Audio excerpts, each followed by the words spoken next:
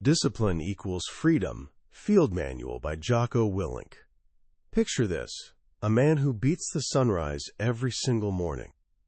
Not occasionally when he's feeling motivated, but every single day. His watch? Just a basic black Timex. But it's not really about telling time. It's a daily promise he keeps with himself.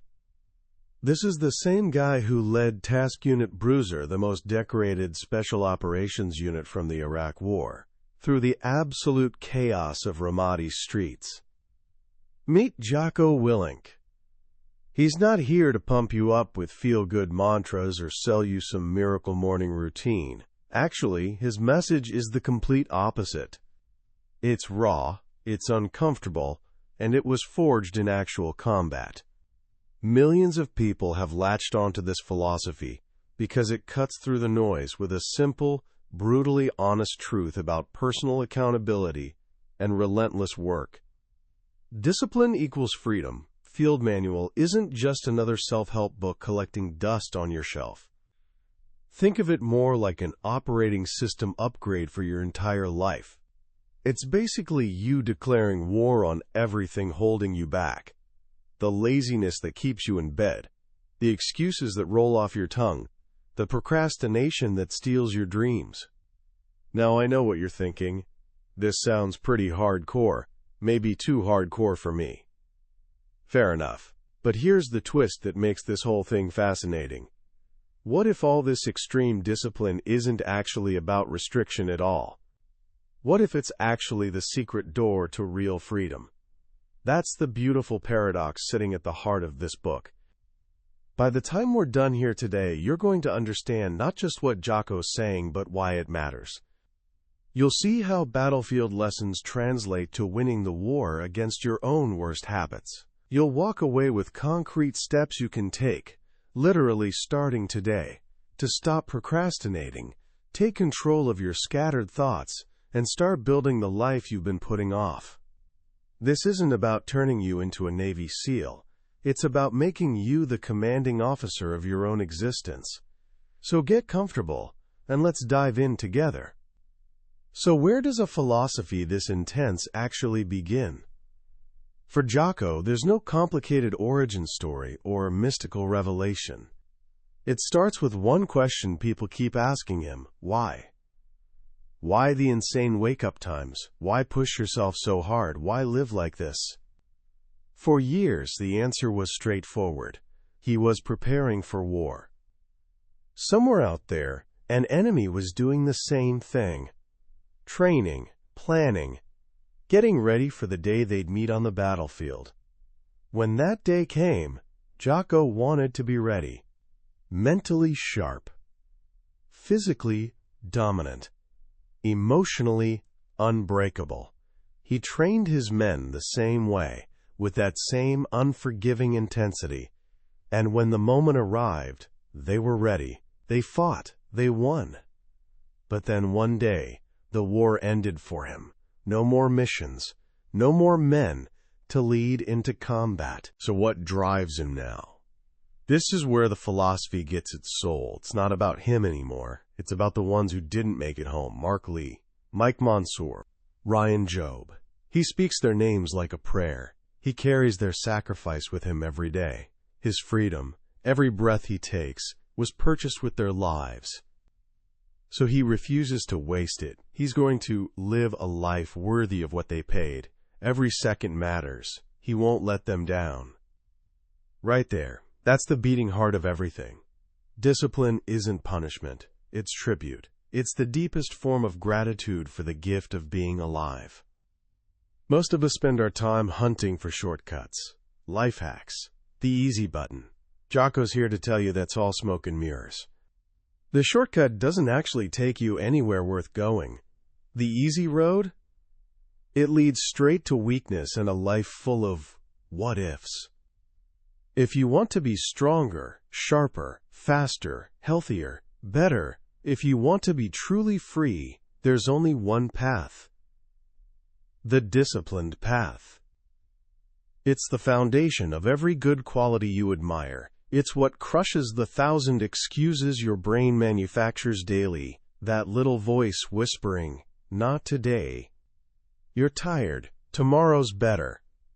Discipline is what tells that voice to sit down and shut up. It's hard work, late nights, early mornings, practice, study, sweat, and grind. There's no way around it. So where does this powerful force actually come from? Here's where most people get confused. We assume discipline comes from outside, a drill sergeant yelling, a coach pushing, a demanding boss. Sure, that can work temporarily, but that's not real discipline. It's fragile. It crumbles the moment the external pressure lifts. The only discipline that lasts, the only kind that genuinely sets you free, is self-discipline.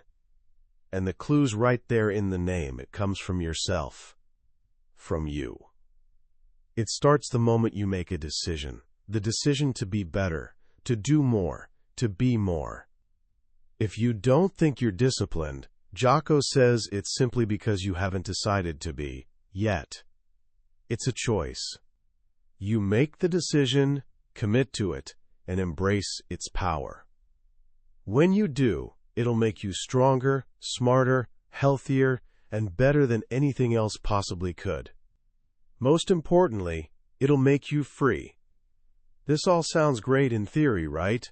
But what about reality? What about that moment when your alarm screams at you in the dark, and your bed feels like a warm cloud you never want to leave? What about when procrastination whispers that you should wait for the perfect time to start? People constantly ask him, "Where do I start?" and "When's the best time to begin?" His answer never changes. Here and now. That's it. You want to start working out? You want to eat clean? You want to write that book or launch that business? The time is now. The place is here. You have to initiate action. You have to go. That idea bouncing around in your head isn't going to execute itself. Those weights at the gym aren't moving on their own. You have to do it.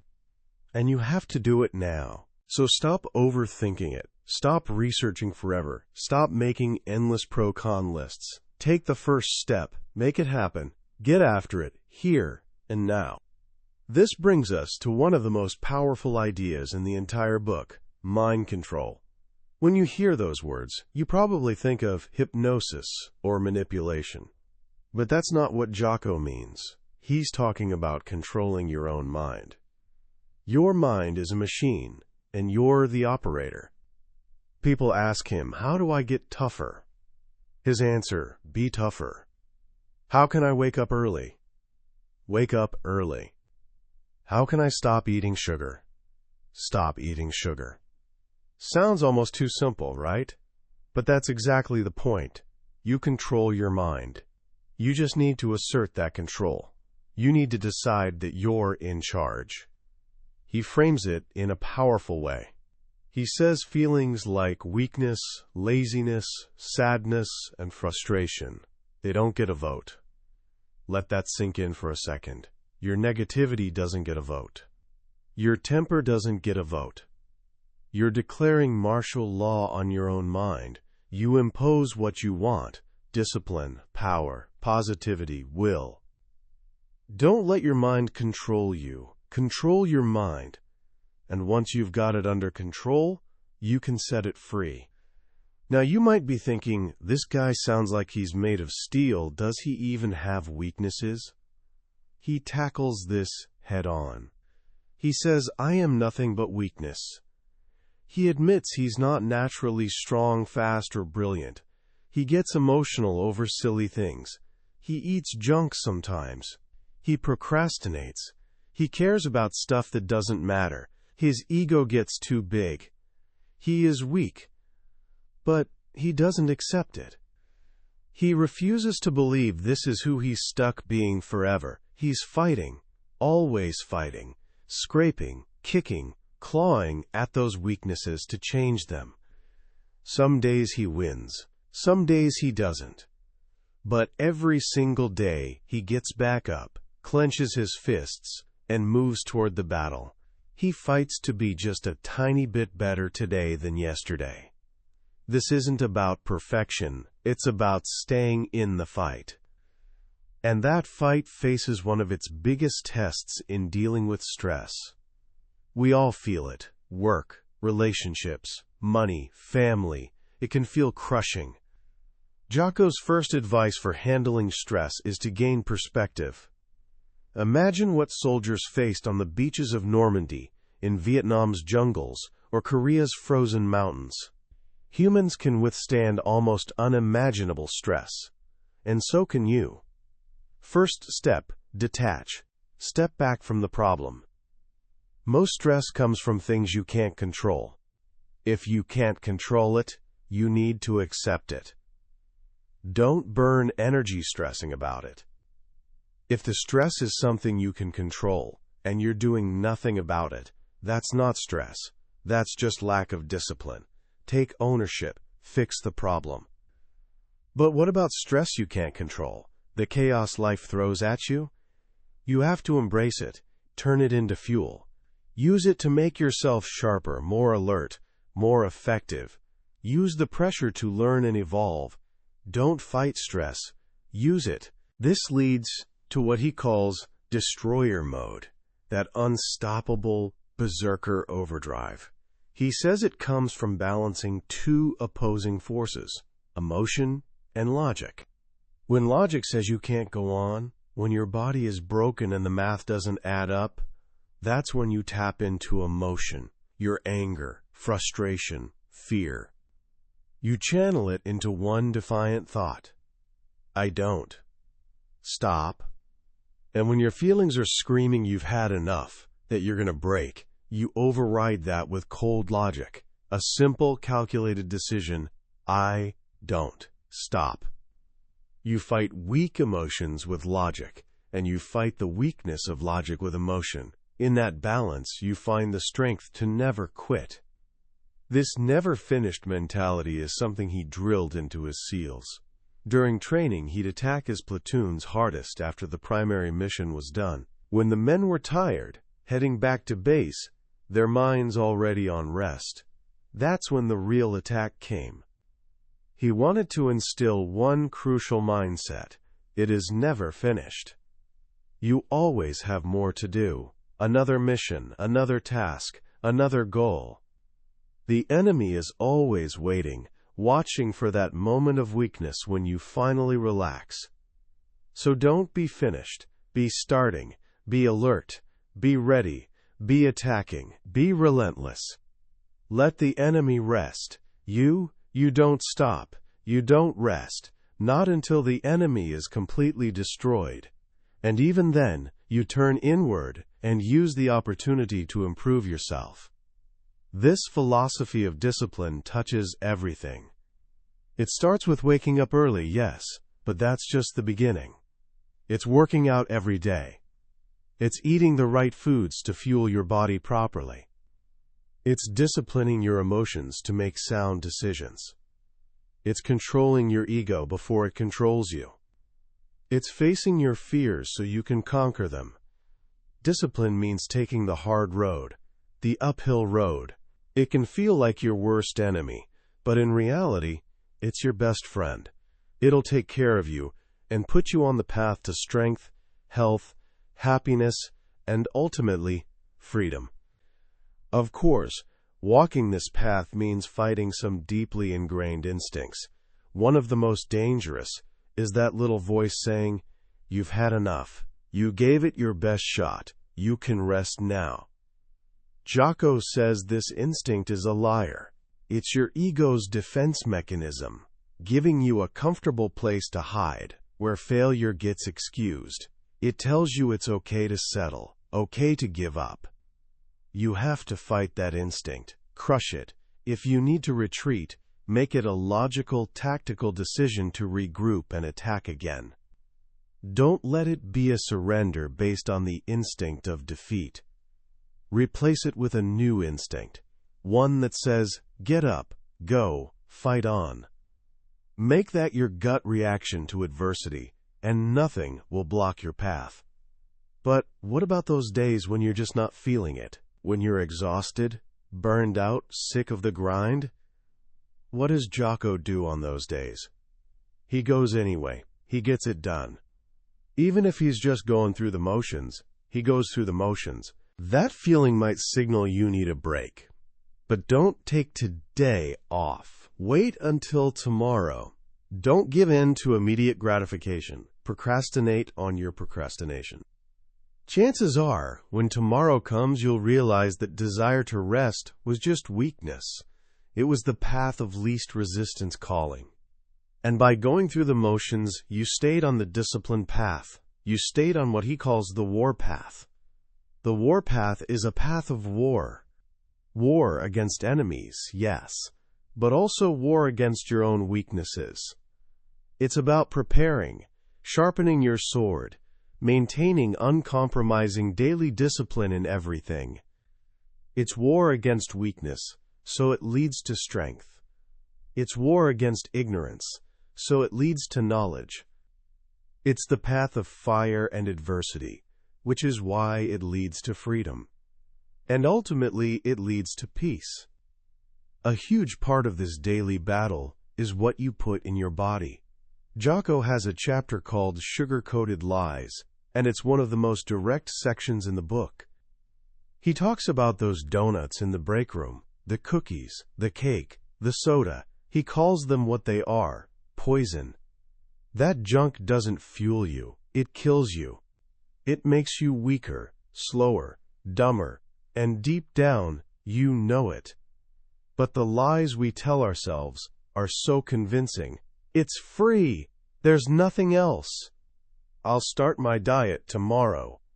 Wrong. Unless you've gone days without food, you don't need to eat it. Humans can survive 30 days without food. You can make it.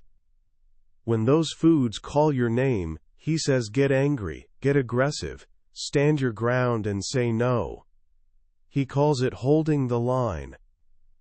Hold the line for your health, for your mental toughness, and to exercise your will, which he promises is stronger than the will of a donut if you want it to be. This is where the book shifts from why to how, from philosophy to action. The first action is physical training. The benefits are obvious. Better health. It prevents high blood pressure, heart disease, diabetes, insomnia, depression. It's even proven to make you smarter. It improves blood flow to your brain, releases helpful chemicals, and enhances mental processes. But maybe the most important benefit is the psychological edge. Waking up early and working out hard demands discipline. And Jocko believes discipline isn't a resource that depletes, it's a muscle. The more you use it, the stronger it grows. Discipline breeds more discipline. When you start your day with that victory, you're on the path. You're more likely to eat well, attack your tasks, make good decisions. You want to stay on the path. The opposite is also true. When you sleep in, skip your workout, eat junk for breakfast, you're off the path. Your will never even showed up. So get on the path and stay on it. But to do that, you need to address the biggest obstacle for most people: sleep. Sleep is essential. Lack of it has serious consequences for your body and brain. Most adults need 7 to 9 hours.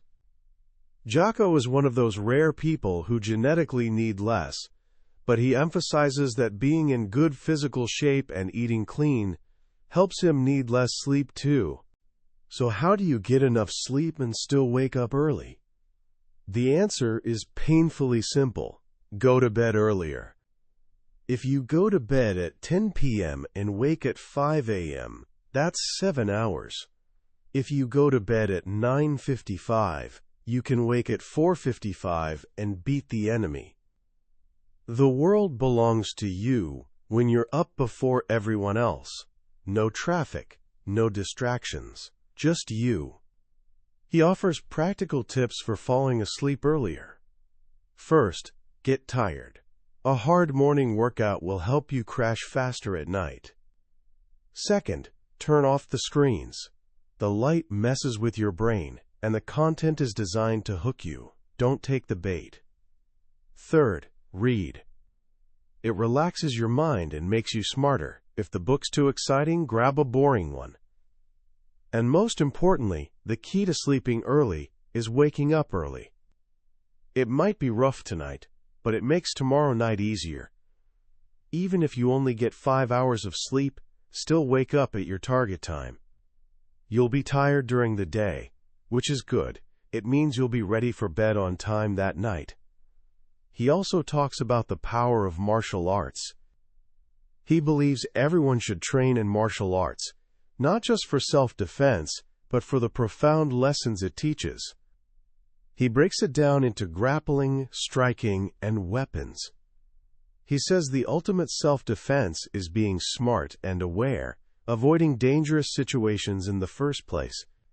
But if conflict is unavoidable, a firearm is the ultimate equalizer. He stresses the immense responsibility and mandatory training that comes with owning one.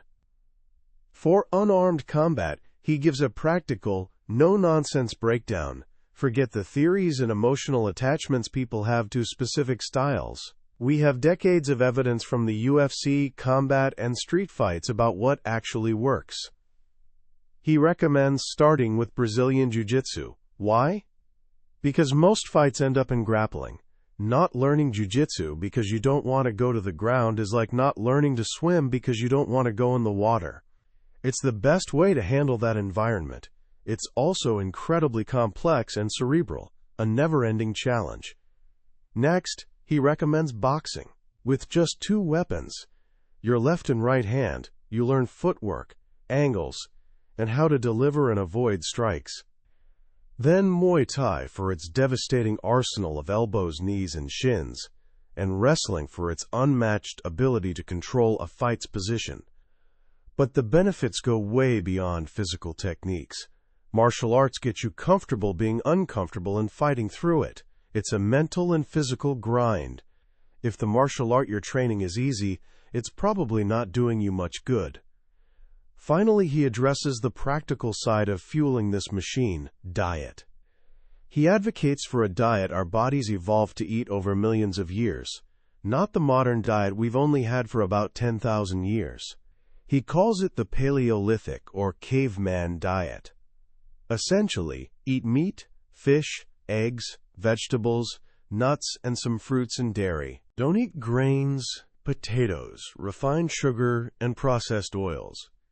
This means a diet of mostly fat, then protein, with minimal carbohydrates. He warns against the 80-20th rule, where you eat clean 80% of the time. He says it's a slippery slope. 80-20ths becomes 60-40ths, and before you know it, you're completely off track. Sugar is an addiction. You wouldn't tell a heroin addict to only use 20% of the time. Go cold turkey. Hold the line. And what about when you're traveling or at a party and there are no good food options? His solution is simple: don't eat. It's called fasting, and it's a gift. Fasting has incredible physiological benefits, but the psychological benefits are just as real. It forces you to exercise your will. It recalibrates your sense of hunger. You realize that most of the time, you're not actually hungry, you're just bored. He regularly fasts for 24 hours and does 72-hour fasts every few months. And he says it's not a big deal. He still works, trains, and lives his life. This entire framework, the thoughts, the actions, the fuel, is built on one of the most powerful reframing tools I've ever encountered. It's a single word he uses to respond to setbacks, failures, and disasters. That word is good. This is a mindset he developed in the SEAL teams. When someone would come to him with a major problem, his immediate response was, good. At first it was confusing, but then he explained it. When things are going bad, there's always going to be some good that comes from it. Mission got canceled? Good. We can focus on another one. Didn't get the new gear we wanted? Good. We can keep it simple. Didn't get promoted? Good. More time to get better. Got injured? Good. Needed a break from training anyway. Got beat? Good. We learned something. Unexpected problems? Good. We have an opportunity to figure out a solution. This isn't about being blindly positive and ignoring reality. It's about accepting reality, but immediately focusing on the solution. It's about taking that setback and extracting something valuable from it. And if you can say the word good, it means you're still alive, you're still breathing. And if you're still breathing, you've still got some fight left in you. So get up, dust off, reload, recalibrate, re-engage, and go out on the attack. This is the philosophy of Jocko Willink. It's not easy. It's not a hack. It's a path, a warpath. It's a daily commitment to fight your own weakness, to hold the line, and to take ownership of your life. It's understanding that the friction, the struggle, the discipline, that's what sharpens you. That's what makes you strong. And that's what will ultimately set you free. As we wrap up our journey through Discipline Equals Freedom, it's worth pausing to reflect on what this really means. On the surface, this book can seem like a blueprint for becoming an emotionless robot. Wake at 4:30 a.m., work out until you collapse, eat nothing but meat and vegetables, crush every obstacle. It's intimidating, and it's easy to think, that's just not me. But I think that reaction misses the real point. The brilliance of Jocko Willink's philosophy isn't in the specific actions. It's in the mindset shift underneath. It's about the transformation that happens when you stop seeing discipline as punishment and start seeing it as a tool. A tool for what? For crafting an intentional life. We live in a world constantly trying to make us weaker. Our phones are engineered to addict us. Our food is designed to trigger cravings. Our culture often celebrates comfort and convenience above everything else. In this environment, living with discipline isn't extreme. It's necessary rebellion. It's saying, I refuse to passively consume whatever life hands me. I'm going to architect the life I want. The most powerful lesson for me is the concept of good. It's such a simple, almost jarring response to failure, but it completely shifts the game. It moves you from victim to victor in a single moment. It's not about denying something bad happened. It's about immediately asking, what's the opportunity here? That mindset alone, applied consistently, can change your entire life trajectory. So how can you start applying these principles today without completely overhauling everything overnight? Here are a few simple, practical actions you can take. First, win the first battle. Tomorrow morning, set your alarm just 15 minutes earlier than usual. When it goes off, don't think. Just get your feet on the floor. That's it. You've won the first battle of the day. You've proven to yourself that you're in control. Second, hold the line once. Today, when you face a sugar-coated lie, a donut, a soda, a bag of chips, just say no. Just once. Feel the small victory of exercising your will over a fleeting craving. That's one representative for your discipline muscle. Third, embrace good. The next time something small goes wrong, you get stuck in traffic, you spill your coffee, you forget something, instead of getting frustrated, just say good out loud. Then find one small positive. Stuck in traffic? Good. More time to listen to this podcast or think. Spilled your coffee. Good. I needed to drink more water anyway.